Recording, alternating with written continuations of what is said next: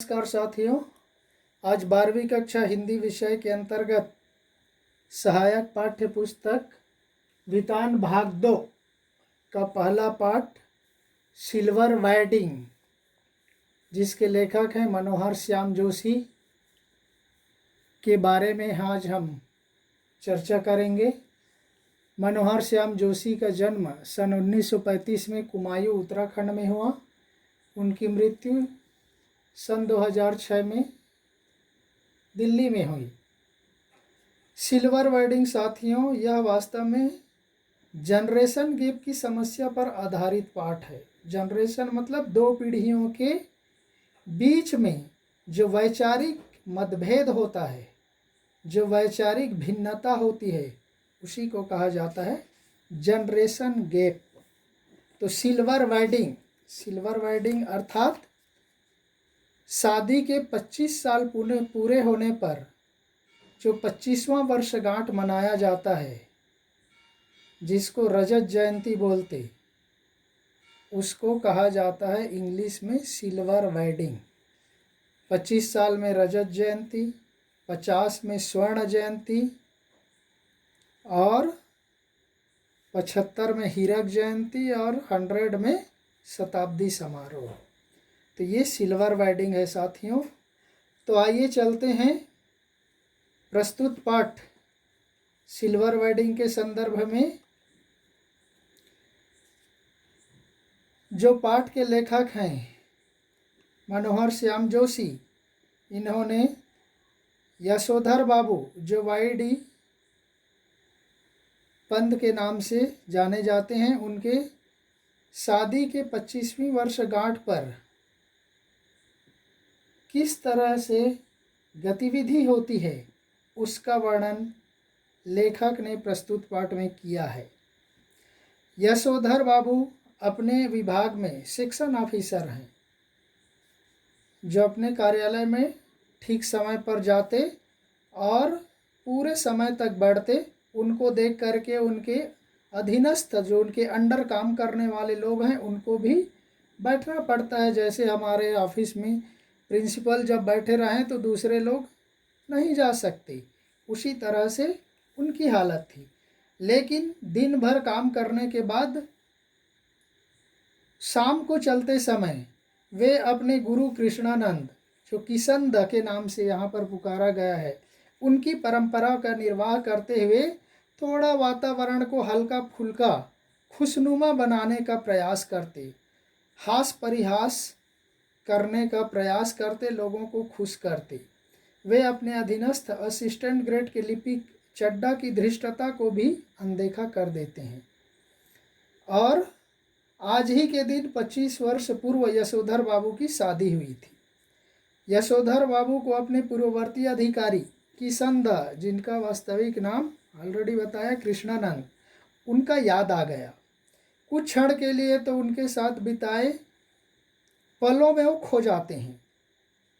फिर उसके बाद अचानक यह वाक्य निकल गया उनके मुंह से, now let me see, I was married on 6 February 1947।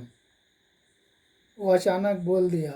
तब ऑफिस के दूसरे बाबू ने हिसाब लगाकर तुरंत उत्तर दिया, many happy return of the day sir, आज तो आपका सिल्वर वेडिंग है। यशोधर बाबू सिल्वर वेडिंग को गोरे साहबों के चौंचले मानते। वे कहते थे कि ये बड़े लोगों के नखरे हैं। लेकिन ऑफिस के उनके अधीन काम करने वाले बाबू चड्डा व मेमन चाय, मट्ठी, लड्डू की मांग करते हैं। अब उसके लिए यशोधर बाबू अपने पॉकेट से 10 रुपये निकाल के दे देते, किंतु इसे समहाउ इम्प्रॉपर मानते और फिर उससे निवेदन करते कि तब जाकर के वो 10-10 के 2 नोट और दे देते। लेकिन वो उनके इस आयोजन में शामिल नहीं होते। यशोधर बाबू बाय सर्विस तरक्की पाते हुए आज सेक्शन ऑफिसर हैं। छोटे क्लर्क से नौकरी करते करते सेक्शन ऑफिसर के पद पर पहुंच गए हैं। उनके आदर्श, उनके पूर्ववर्ती अधिकारी वही किशन द कृष्णानंद हैं। वे अपने व्यवहार में किशन दा का अनुकरण करते हैं। किशनदा के मार्गदर्शन में ही वे यहाँ तक पहुँचे हैं। यशोधर जी किशनदा के समान ही सिद्धांतों के धनी हैं। ऑफिस में के बाद वे प्रतिदिन बिरला मंदिर जाते, वहाँ बैठकर प्रवचन सुनते, ध्यान लगाते, फिर पहाड़गंज निकल जाते जहाँ से वो सब्जी भाजी खरीदते, लोगों से मिलते जुलते। घर जाते समय रात्रि के 8 बज जाते, जबकि वो ऑफिस से निकलते 5 बजे, लेकिन वो 3 घंटा लेट घर पहुँचते। आज यशोधर जी जब बिरला मंदिर जा रहे थे तो उनकी दृष्टि पड़ी उनके पुराने अहाते की ओर, जिसमें कभी उनके आदर्श किशनदा रहते थे, जिनका वहाँ 3 बेडरूम वाला क्वार्टर था। उस क्वार्टर के स्थान पर अब 6 मंजिला नया मकान बन गया है।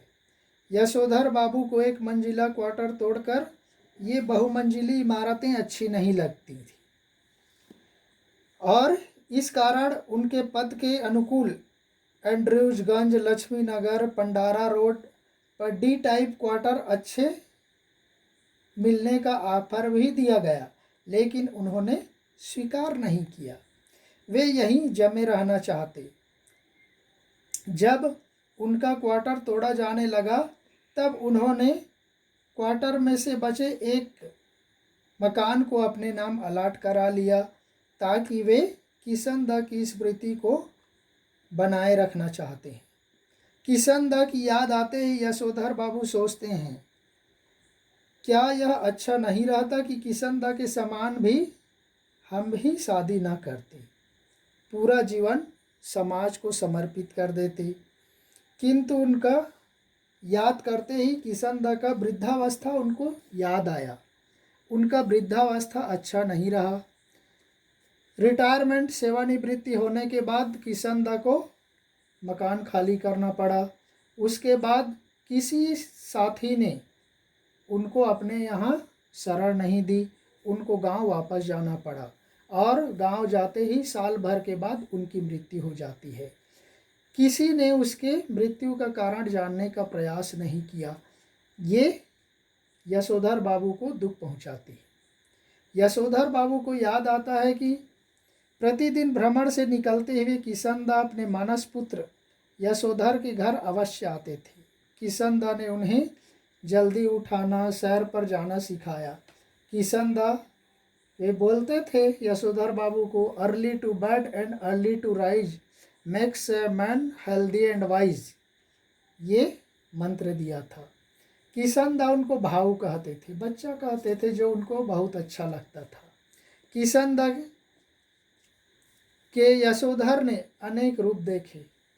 उनके मन में उसका वह रूप, जैसे सुबह की सैर को निकलते हुए किशनदा कुर्ते पजामे में रहते, ऊपर ऊनी गाउन पहनकर गोल विलायती टोपी जो उत्तराखंड वाले और हिमाचल प्रदेश वाले डालते वैसी टोपी लगाए रहते, पाँव में देसी खड़ाऊ, हाथ में छड़ी लेकर घूमने के लिए, मॉर्निंग वॉक के लिए निकल पड़ते थे। यही कारण है कि जब तक किशनदा दिल्ली में रहे तब तक यशोधर बाबू उनके पक्के शिष्य की भूमिका पूरी निष्ठा के साथ निभाते रहे। उनके पत्नी, उनके बच्चे उनसे नाराज होते रहे, लेकिन इसके बावजूद भी उन्होंने अपने घर पर होली गंवाना, जनेऊ बदलने के लिए कुमायूनियों को अपने घर आमंत्रित करना, रामलीला वालों को अपने क्वार्टर का एक कमरा दे देना, ये सब काम किशनदा से ही यशोधर बाबू को विरासत में मिले थे, और ये सब वो अपनी मर्जी से करते थे। उनके घर वाले इनके फेवर में नहीं रहते थे, तो पर भी यशोधर बाबू सिद्धांत के पक्के व्यक्ति थे। वर्षों से अपनी पत्नी व बच्चों से हर छोटी बड़ी बात पर मतभेद रहता, इसी कारण वे घर जल्दी लौटना नहीं चाहते। उदाहरण के लिए उन्हें अपनी पत्नी का आधुनिक बनना बिल्कुल पसंद नहीं था, क्योंकि वह मूल संस्कारों से आधुनिक नहीं, और वह अपने बच्चों की तरफदारी करती हैं। वो माड बन गई, आधुनिक बनना चाहती हैं। यशोधर बाबू की पत्नी की शिकायत है कि जब वे संयुक्त परिवार में रहते थे तब उनके लिए पति ने कभी उनका पक्ष नहीं लिया। यशोधर बाबू परंपरावादी हैं किंतु उनके बच्चे आधुनिक हैं, अतः उनकी पत्नी बच्चों के पक्ष में ही रहती। उनकी पत्नी परंपरा को ढकोसला मानती और यशोधर बाबू पत्नी के बदलाव को देखकर तरह तरह के उनके लिए व्यंग्यात्मक शब्दों का प्रयोग करते, जैसे सानियल बुढ़िया, चटाई का लहंगा, बूढ़ी मुँह मुहासे, लोग करे तमाशे, इस तरह से बोल करके उनका मजाक करते। उनके बड़े बेटे को एक प्रमुख विज्ञापन संस्था में 1500 रुपये मासिक की नौकरी मिल गई। ये उनके साधारण पुत्र को असाधारण वेतन वाली नौकरी प्रतीत होने लगा। उनके मंझले पुत्र का एलाइड सर्विस में जाना भी उनको अच्छा नहीं लगता। एलाइड सर्विस यानी आईएएस की परीक्षा में जो रैंक में सबसे नीचे रह जाते हैं और जब उनको फर्स्ट क्लास पोस्ट न देकर उसके लोअर वाला पोस्ट दिया जाता है तो उसको कहा जाता है एलाइड सर्विस। तो वैसे पद में जाना उसको अच्छा नहीं लगता।